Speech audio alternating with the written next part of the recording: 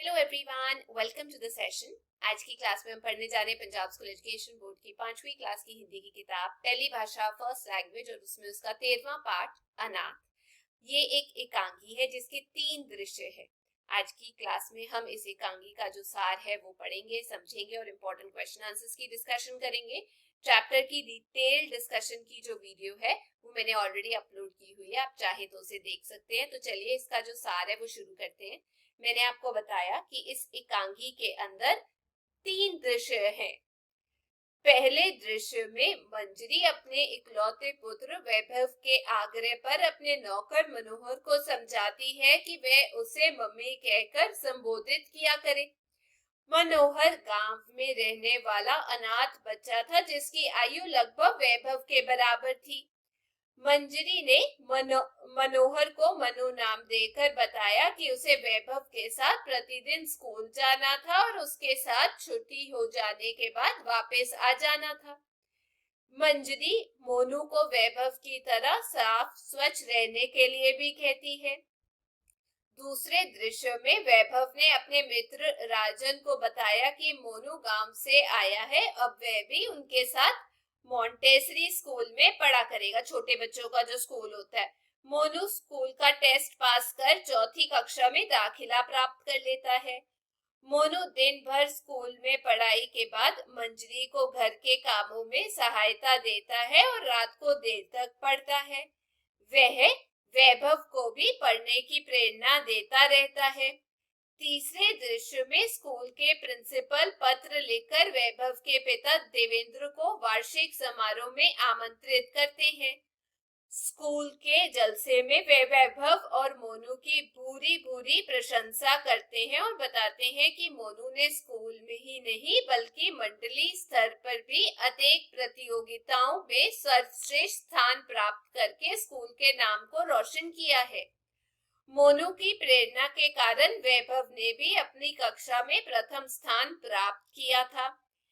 ऐसे पुत्रों के पिता देवेंद्र सिंह को प्रिंसिपल ने माला पहनाकर शाल और कांस्य प्रतिमा से सम्मानित किया था।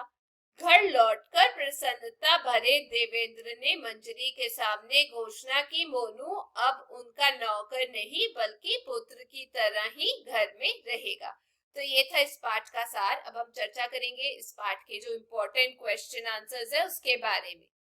तो यहाँ पर पहला प्रश्न दिया गया है, मनोहर कौन था और मंजरी ने उसे क्या काम दिया? उत्तर है, मनोहर एक 8 वर्ष का बालक था जो मंजरी के घर में नौकर था। मंजरी ने उसे अपने बेटे वैभव के साथ स्कूल जाने का काम दिया। दूसरा प्रश्न, वैभव ने मंजरी से क्या जिद की? उत्तर, वैभव ने मंजरी से जिद की कि वह मनोहर से कहे कि वह भी मंजरी को मम्मी कहा करे। तीसरा प्रश्न, मनोहर स्कूल में कैसे दाखिल हुआ? उत्तर, मनोहर स्कूल में लिए गए टेस्ट में अच्छे अंकों से पास हो गया। शपथ पत्र आदि दाखिल करके मनोहर भी स्कूल में दाखिल हो गया। टेस्ट हुआ था। चौथा, घर आकर मनोहर क्या क्या काम करता था? उत्तर, घर आकर मनोहर घर के सारे काम करता, फिर अपनी पढ़ाई भी करता। पांचवा, मोनू रात को वैभव को क्यों जगाता रहता? उत्तर, मोनू रात को वैभव को पढ़ाई करने के लिए जगाता रहता। वह चाहता था कि पढ़ाई करके कक्षा में अच्छे नंबर प्राप्त करे। छठवां प्रश्न, वैभव की पढ़ाई के पीछे किसका हाथ था? उत्तर, वैभव की पढ़ाई के पीछे मनोहर का हाथ था। सातवां प्रश्न, प्रिंसिपल ने देवेंद्र को स्कूल क्यों बुलाया?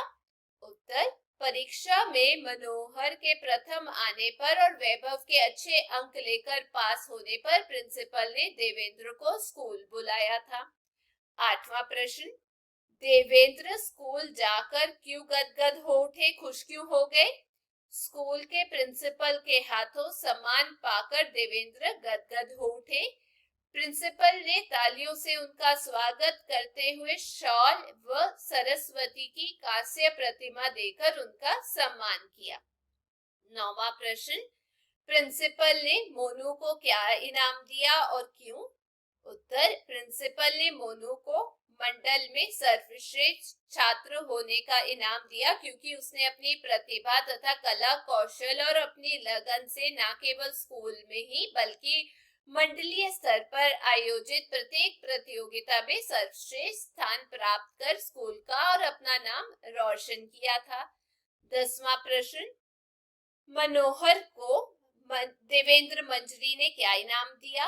मनोहर की प्रतिभा से खुश होकर देवेंद्र और मंजरी ने कहा कि मोनू हमारा बेटा बनकर रहेगा, वह जितना भी पढ़ेगा पढ़ाया जाएगा, वह आज से हम दोनों को मम्मी और पापा कहा करेगा। आगे निम्नलिखित मुहावरों के वाक्य बनाओ। मुहावरा लिखा है, फिर अर्थ, फिर वाक्य। पहला, रोड़े अटकाना मतलब रुकावटें पैदा करना, कभी किसी की राह में रोड़े नहीं अटकाने चाहिए। दूसरा, गदगद होना मतलब खुश होना, पुरस्कार पाकर मैं तो गदगद हो गया। तीसरा, मूछें खड़ी करना मतलब मान रखना, बेटे की तरक्की ने पिता की मूछें खड़ी कर दी थी। चौथा, गुपचुप बातें करना मतलब चोरी छिपे बातें करना, गुपचुप बातें बंद करो और जाकर सो जाओ।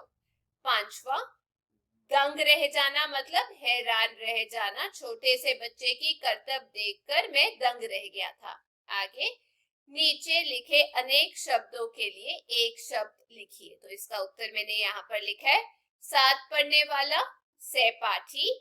अगला, 8 साल का, अष्टायुक्त।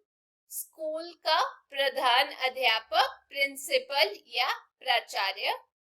माता पिता या रक्षा एवं देखभाल करने वाला, वो हो गया अभिभावक।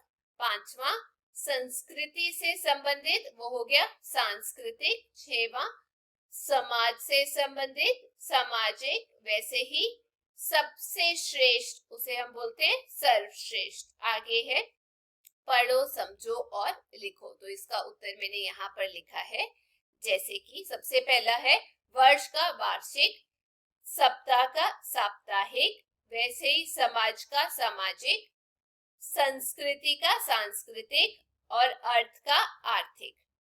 विशेष भाग में एक प्रत्यय का प्रयोग मूल शब्द में हुआ है। वैसे ही अगला भी दिया गया है, यहाँ पर है अभिनंदन, तो इसका आ जाएगा अभिनंदित। वैसे ही सम्मान का सम्मानित, आयोजन का आयोजित, स्थापना का स्थापित।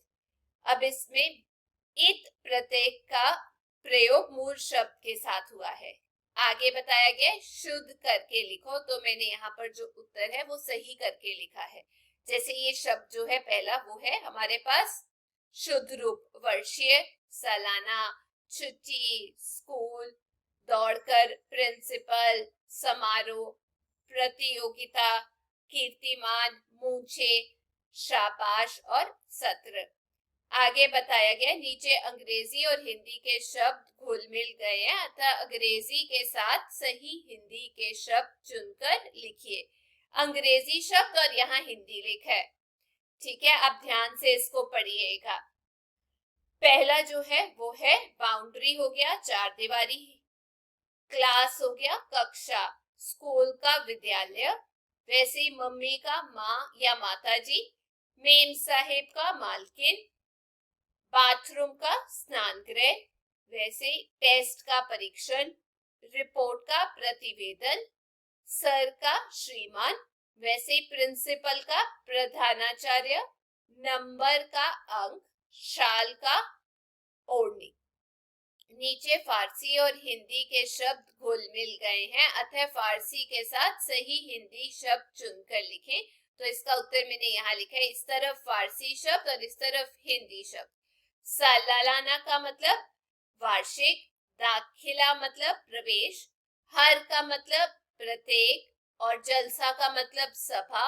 वैसे ही खास का मतलब विशेष, जरूर का हो गया अवश्य।